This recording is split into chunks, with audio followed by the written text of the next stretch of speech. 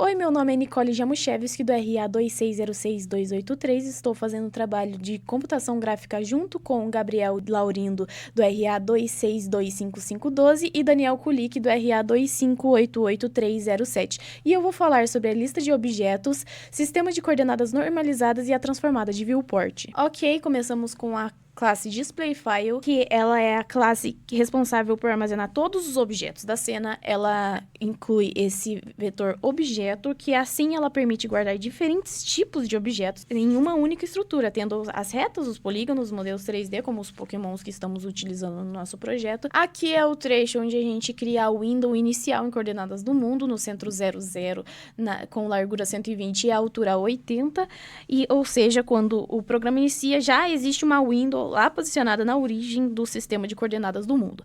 Aqui é a função adicionar, que é a função quando a gente adiciona um objeto no mundo, a gente adiciona esse objeto no vetor objeto.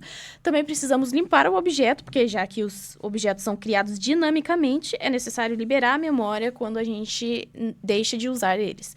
E também a função normalizar objetos. Essa função é muito importante, porque é aqui que todos os objetos recebem a matriz de normalização. Eles recebem a mesma matriz e cada objeto aplica essa matriz em seus pontos para converter as coordenadas do mundo para o sistema de coordenadas normalizadas. A função de normalização está no window.cpp, que é essa função aqui, e primeiro ela pega o tamanho atual da janela. Aqui ela translada a janela para a origem, porque assim ela facilita para as próximas transformações. Esse trecho é caso a câmera esteja rotacionada, daí é calculado o ângulo necessário para alinhar o vetor VUP com o eixo vertical.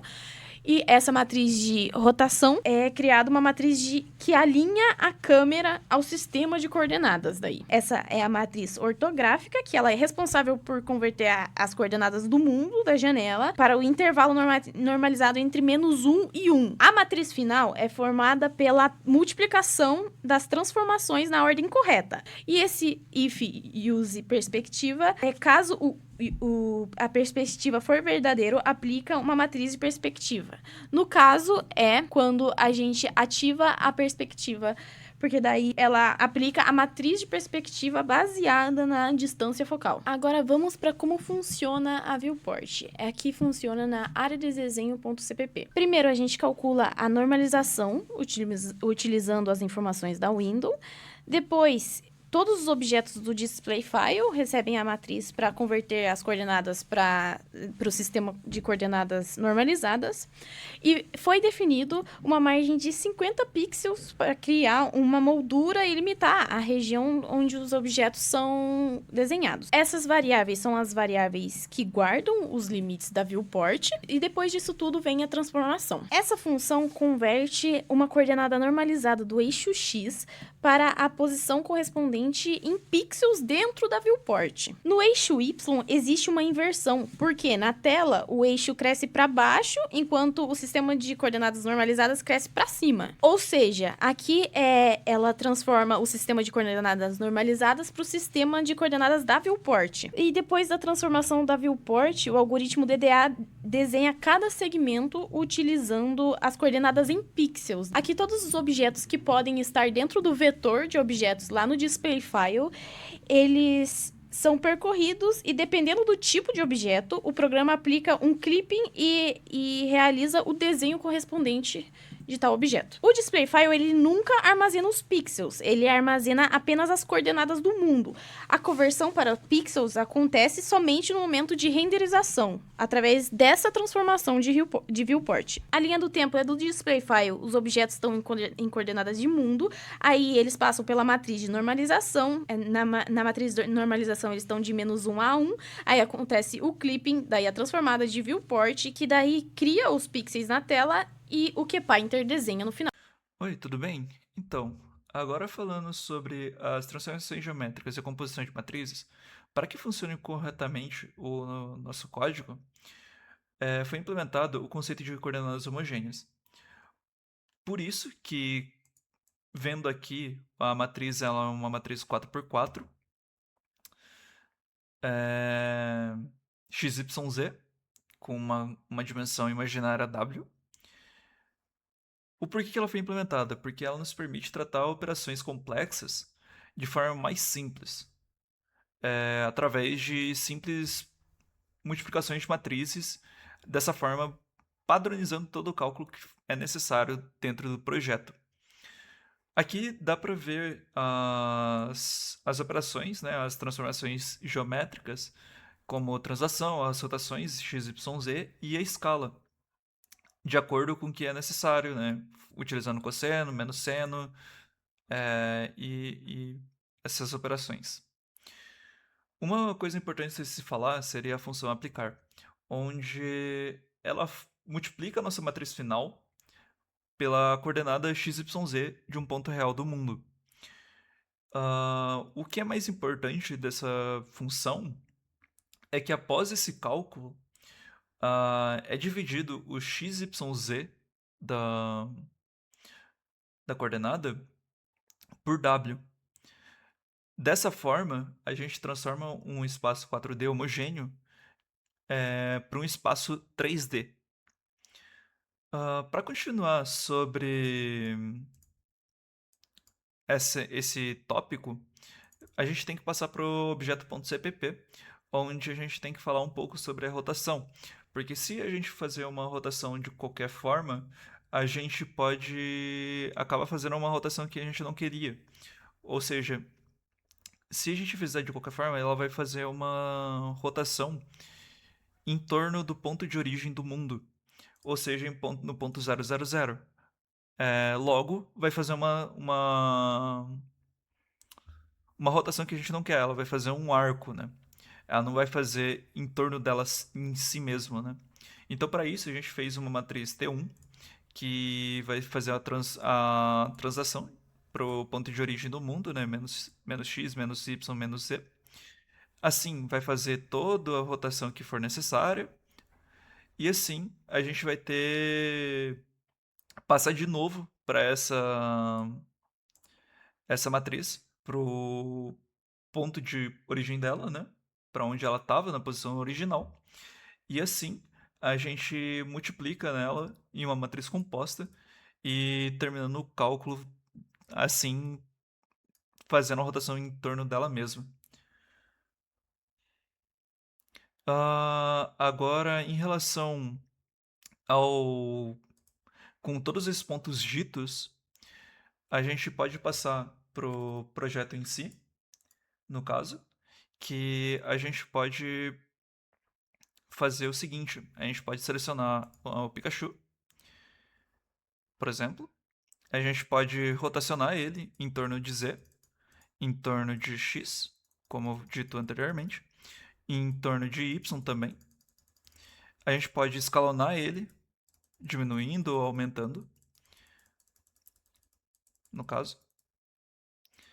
A gente pode fazer mais rotações, né? Aqui está a escala, né? No caso. A gente pode fazer mais rotações aqui. E a gente pode mexer o objeto também. E é isso. Bom, explicar um pouco sobre o carregamento de objeto. Ele vai se dar aqui nessa classe, onde que a gente abre o arquivo e verifica linha a linha onde que estão as tags V e as tags F. Vai fazer uma verificação e normalização de dados nesse arquivo e também vai verificar se é necessário a técnica de triangulação, que é muito importante para rasterizar os pixels quando for desenhado na tela. Então essa função ela transforma qualquer polígono maior de 3 vértices em vários triângulos. E por isso esse nome. Na questão aqui da classe Window, a gente vai ter uma matriz de normalização que vai criar uma matriz de translação à origem e também vai criar a matriz ortogonal. A ordem aqui dessa transformação é fundamental. Primeiro a gente coloca a translação para a origem, daí faz a rotação para alinhar o vetor up da câmera. E se o usuário ativar a perspectiva, a gente vai ter que inserir também a projeção no pipeline já, logo antes da transformação ortogonal. Em matriz, a gente vai ter essa criação da matriz perspectiva com os determinados valores já. E o núcleo principal está aqui em cima. É que a função aplicar ela vai fazer a matriz de perspectiva modificar a coordenada homogênea W. Isso faz com que ela dependa da profundidade do eixo Z. O efeito 3D realístico vai ocorrer nesse bloco if aqui, que a gente faz a divisão homogênea das coordenadas x, y, z por um novo w. Isso vai nos garantir que os objetos com maior profundidade tenham suas coordenadas reduzidas. Também pensando em otimização, foi aplicado dois algoritmos de recorte, que é o recorte 2D e 3D. Eu vou comentar um pouco sobre o mais avançado, porque ele é a próxima etapa do 2D. Mas ele também usa o 2D como base e é uma extensão a mais. Diferentemente do 2D, ele vai usar 6 bits, o 2D utiliza só 4. E para cada vértice, a gente vai avaliar o eixo x e o y no plano de profundidade z. E vai determinar dois planos, o near e o far.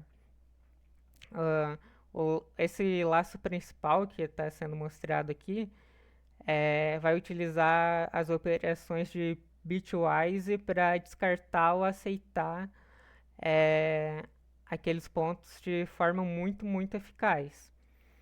Caso a reta intercepte algum limite, vai ser realizada interpolação linear nos 3 eixos. E também vale ressaltar que o clipping no eixo Z permite criar a funcionalidade que está demonstrada na interface, que a gente pode fazer um plano de corte para visualizar o interior do modelo escolhido. No mais é isso. Só falta comentar aqui, onde que a gente vai fazer o modelo, vai ser chamada essa função de corte e de desenho. E muito obrigado. E é isso.